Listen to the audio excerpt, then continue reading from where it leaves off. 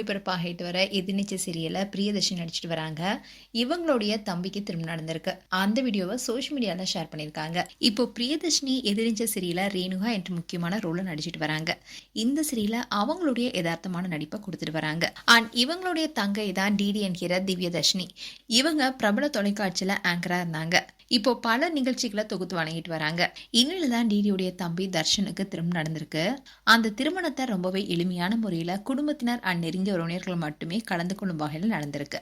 இந்த திருமண விழாவில் எடுத்த ஃபோட்டோஸ் அண்ட் வீடியோஸை டிடி அண்ட் அவங்களுடைய அக்கா பிரியதர்ஷினி 2 பேருமே அவங்களுடைய சோஷியல் மீடியா பேஜில் ஷேர் பண்ணியிருக்காங்க. அதோட டிடி அவங்களுடைய இன்ஸ்டாகிராம் பேஜில் ஒரு போஸ்ட் போட்டிருந்தாங்க. அதில் அவங்க என்ன சொல்லியிருந்தாங்கன்னா, என்னுடைய தம்பி இன்னைக்கு காலையில ஒரு நெருக்கமான திருமண விழால திருமணம் செய்துக்கிட்டான். தர்ஷனுக்கும் ஆஜருக்கும் உங்களுடைய பிளெஸிங்ஸை கொடுங்க. கிர்கிஸ்தான்ல இருந்து உங்களுடைய அழகான குடும்பத்தை எங்களுடைய குடும்பத்துடன் அரவணைக்கிறதுல நாங்க ரொம்பவே மகிழ்ச்சி அடைகிறோம்னு அந்த போஸ்ட்ல தெரிவிச்சிருந்தாங்க. இதை பார்த்த ஃபேன்ஸ் எல்லாருமே அவங்களுக்கு வாழ்த்து மலைகளை பொழிய ஆரம்பிச்சிட்டாங்க. அண்ட் இந்த போஸ்ட் மூலமா தர்ஷனுடைய வாழ்க்கை துணையா வரவங்க அஜர். இவங்க கிர்கிஸ்தான் நாட்டை சேர்ந்தவங்க என்பது தெரிய வந்திருக்கு.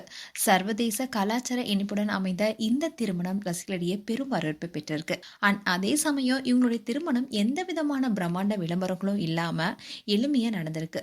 அண்ட் இதை பார்த்த ஃபேன்ஸ் எல்லாருமே டிடி குடும்பத்தின் தனித்துவம்னு சொல்லிட்டு வராங்க. செலிபிரிட்டிஸா இருந்தா கூட குடும்ப நிகழ்வுகளை தனிப்பட்ட முறையில நடத்த விரும்புற மனநிலையே இந்த திருமணத்திலும் வெளிப்பட்டதா பார்க்கப்படுது. அண்ட் தர்ஷன் அஜர் தம்பதிக்கு எங்களுடைய வாழ்த்துக்கள். மேலும் உங்களுடைய வாழ்த்துக்களை கமெண்ட் செக்ஷன் சொல்லுங்க. இது போன்ற வீடியோஸை பார்க்க நியூஸ் தமிழ் கிளிட்ஸ் சேனலை சப்ஸ்கிரைப் பண்ணுங்க. மறக்காம நோட்டிபிகேஷன் பட்டனை கிளிக் பண்ணுங்க.